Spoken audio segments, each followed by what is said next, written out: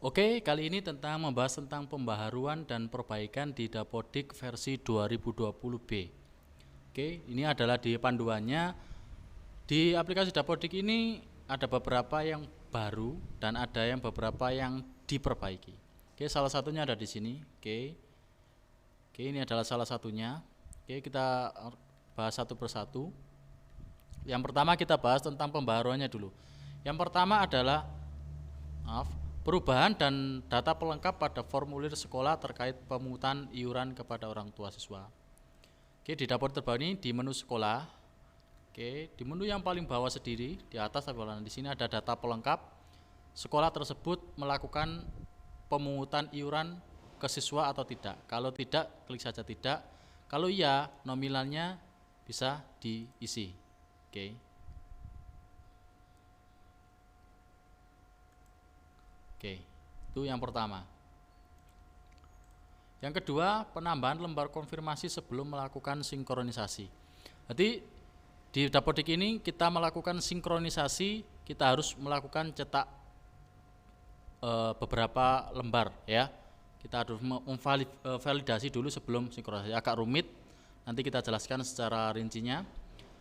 3. Penambahan fitur tukar pengguna bagi peran operator sekolah. Jika kita melakukan login operator sekolah, oke, di sini login operator sekolah ya. Di menu pengaturan, oke. Di sini ada tukar akses pengguna. Oke. Di sini adalah tukar akses pengguna. Di sini kita bisa bertukar ke login GTK atau login peserta didik. Bisa kita beralih pengguna secara cepat. Oke. Selanjutnya penambahan logo baru Dapodik. Ini hanya logonya berganti. Oke. Tombol salin email dari identitas GTK. Oke. Ini hanya kita menyalin saja, tidak bisa email GTK tersebut bisa kita salin, tidak bisa harus kita input satu per kata. Oke. Penguncian atribut nick pada formulir GTK. Di GTK nicknya sudah terkunci. Untuk merubahnya harus lewat verbal PTK. Jadi nicknya tidak bisa dirubah. Begitupun nomor 7 di nick peserta didik juga terkunci.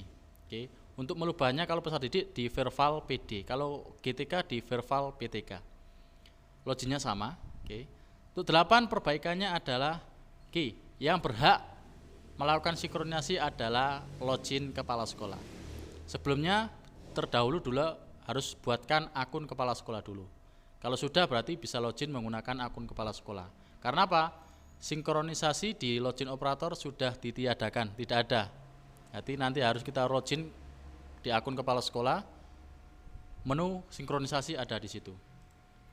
Selanjutnya, data rekening BOS hanya dapat dilakukan pada Jadi untuk rekening terkunci, rekening sekolah, di sini dia sekolah.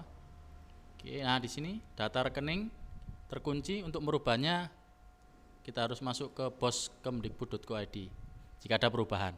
Untuk 10, ini pengutuan buku. Ada referensi jenis-jenis buku, kita tinggal memilih. Oke, validasi lokal, penambahan keterangan tutup. Ini di Sarpras ada penambahan keterangan tidak memiliki atap jika keadaan tersebut tidak memiliki atap. Yang ke-13 ada inputan NUKS pada GTK.